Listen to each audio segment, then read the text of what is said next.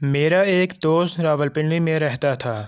یہ دوست مجھ سے عمر میں سینئر بھی تھا، شادی شدہ بھی اور بال بچوں والا بھی۔ میں سردیوں کے دنوں میں اس سے ملاقات کے لیے راولپنڈی آ گیا۔ ہمارا پروگرام تھا ہم دونوں چند دن راولپنڈی رہیں گے، اس کے بعد برف باری دیکھنے کے لیے مری چلے جائیں گے اور میں ایک ہفتہ گزار کر واپس بہاولپور آ جاؤں گا۔ میں 10 گھنٹے کے طویل سفر کے بعد شام کے وقت راولپنڈی پہنچا۔ شہر شدید سردی کی لپیٹ میں تھا۔ میں رکشہ لے کر دوست کے گھر پہنچ گیا۔ اس نے دروازے پر میرا استقبال کیا۔ میں گرم جوشی سے اس سے لپٹ گیا، وہ بھی مجھے گلے ملا، لیکن میں نے محسوس کیا اس کے معانقے میں گرم جوشی نہیں۔ وہ مجھے اپنی بیٹھک میں لے گیا۔ اس نے چائے کا بندوبست کیا اور میرے سامنے بیٹھ گیا۔ میں اس سے بلا تکان گفتگو کر رہا تھا، مگر وہ گفتگو میں میرا ساتھ نہیں دے رہا تھا۔ وہ بات چیت کے دوران کھو جاتا تھا۔ میں اس کی غیر حاضر دماغی پر خاموش ہو جاتا تو اسے بڑی دیر تک میری چاپ کا اندازہ نہیں ہوتا تھا۔ اس نے میرے سفر کے بارے میں بھی نہیں پوچھا۔ میرے لیے اس کا یہ ٹھنڈا رویہ پریشان کن تھا۔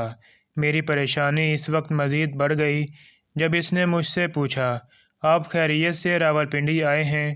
میرے لیے اس کا سوال بم ثابت ہوا، کیونکہ میں اس کی دعوت پر راولپنڈی آیا تھا۔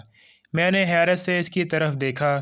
اس نے دوسرا سوال پوچھا، آپ کتنے دن راولپنڈی ہیں اور کہاں رہیں گے؟ میری پریشانی انتہا کو چھونے لگی، کیونکہ میں اس کے گھر ٹھہرنے کے لیے آیا تھا۔ میرا سامان تک اس کے ڈرائنگ روم میں پڑا تھا۔ میں پریشانی کے عالم میں اسے دیکھتا رہا اور وہ کھوئے ہوئے انداز میں مجھے گھورتا رہا۔ مجھ سے کوئی بات نہ بن پائی تو میں نے جواب دیا، میں ویسے ہی ایک دن کے لیے راولپنڈی آیا ہوں، کل واپس چلا جاؤں گا اور ہوٹل میں رہوں گا۔ اس نے اس بات میں سر ہلایا اور نہایت روکھے انداز میں کہا، آپ اگر مزید ایک دن رک جائیں تو ہم کھانا اکٹھا کھائیں گے۔ میں نے غصے سے اس کی طرف دیکھا، چائے کا کپ میز پر رکھا، اپنا بیگ اٹھایا اور بیٹھک سے باہر نکل گیا۔ وہ اپنی کرسی پر بیٹھ کر مجھے جاتے ہوئے دیکھتا رہا۔ اس نے مجھے خدا حافظ تک کہنا مناسب نہ سمجھا۔ میں شدید غصے میں تھا۔ میں وہاں سے مری روڈ پر آیا، وہاں سستا سا ہوٹل لیا، نیند کی گولی کھائی اور گہری نیند سو گیا۔ میں اگلے دن بہاولپور واپس آ گیا، مگر مجھے دوست کے رویے نے اندر سے بری طرح توڑ دیا۔ میں اس شخص کو دنیا کا بدتمیز ترین، غیر مہذب ترین اور مطلبی سمجھنے لگا۔ میں اپنے آپ کو بیوقوف بھی سمجھتا تھا اور اس بیوقوفی پر اپنے اوپر لعن طعن بھی کرتا تھا۔ میں 2-2.5 سال تک اپنے ملنے والوں کو یہ واقعہ سناتا رہا اور لوگ مجھ سے ہمدردی اور اس شخص سے نفرت کرتے رہے۔ آپ بھی اگر اس صورتحال کا تجزیہ کریں تو آپ کو بھی مجھ سے ہمدردی اور اس شخص سے نفرت ہو جائے گی۔ میں طویل عرصے تک اپنے دل میں اپنے اس دوست کے خلاف نفرت پال کر پھرتا رہا، لیکن پھر اس نفرت کا عجیب ڈراپ سین ہوا۔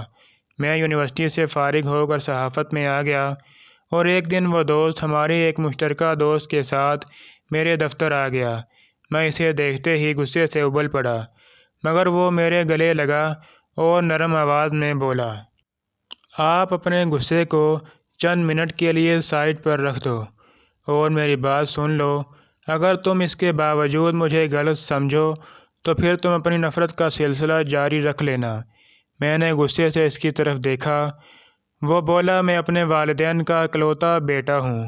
میری 6 بہنیں تھیں۔ والدین نے میری شادی 20 سال کی عمر میں کر دی۔ میرے والدین پوتا چاہتے تھے، لیکن شاید اللہ کو منظور نہیں تھا۔ میرے ہاں اوپر تلے 3 بیٹیاں پیدا ہوئیں، مگر میں مایوس نہ ہوا۔ میں اپنے والدین کی خواہش پوری کرنا چاہتا تھا۔ میں 25 سال کی عمر میں چوتھی بار باپ بن گیا۔ اللہ تعالیٰ نے مجھے اولاد نرینہ سے نوازا۔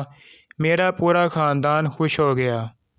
میرا بیٹا خاندان بھر کی گود میں پل کر 2 سال کا ہوا، لیکن پھر اسے تیز بخار ہوا اور وہ میری گود میں بیٹھا بیٹھا فوت ہو گیا۔ میرے پورے خاندان کی جان نکل گئی۔ وہ خاموش ہوا اور میری طرف دیکھنے لگا۔ میرا غصہ ہمدردی میں بدلنے لگا۔ اس نے پوچھا، آپ جانتے ہیں وہ بچہ کس دن فوت ہوا تھا؟ میں خاموشی سے اس کی طرف دیکھتا رہا۔ وہ بولا، وہ بچہ عین اس وقت فوت ہوا جب آپ رکشے سے اپنا سامان اتار رہے تھے۔ میری کنپٹی میں آگ لگ گئی۔ اس نے گفتگو کا سلسلہ جاری رکھا۔ میرے پاس اس وقت 2 آپشن تھے۔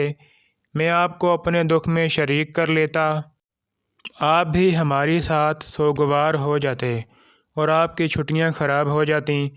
دوسرا، میں آپ سے یہ خبر چھپا لیتا، آپ کو ہوٹل جانے پر مجبور کر دیتا۔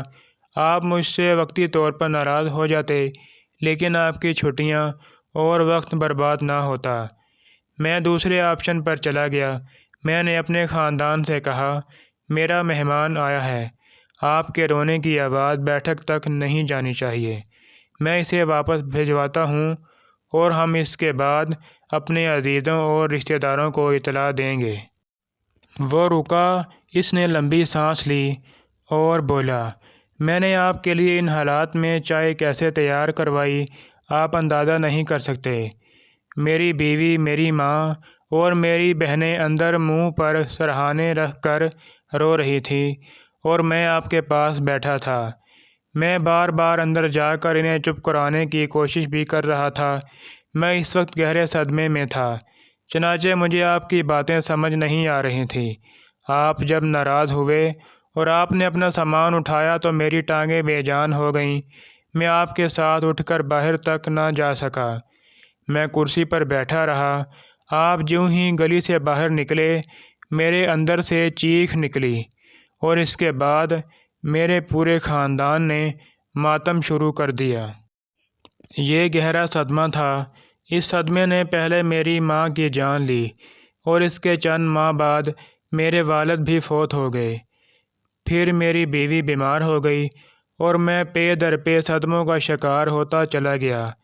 میں اب ذرا سا سنبھلا ہوں تو میں اپنی پوزیشن کلیئر کرنے کے لیے آپ کے پاس آ گیا۔ وہ خاموش ہوا تو میری آنکھیں برسنے لگیں۔ میں اس کے صبر، اس کی ہمت پر حیران تھا۔ وہ اپنے اکلوتے بیٹے کی نعش اندر چھوڑ کر میری خدمت کرتا رہا اور میں 2.5 سال تک اسے مطلبی، جاہل، ظالم اور بدتمیز سمجھتا رہا۔ میں اس سے نفرت کرتا رہا۔ ہم دوسروں کے بارے میں اتنی دیر میں رائے قائم کر لیتے ہیں جتنی دیر میں مرغی کا انڈا بوائل نہیں ہوتا۔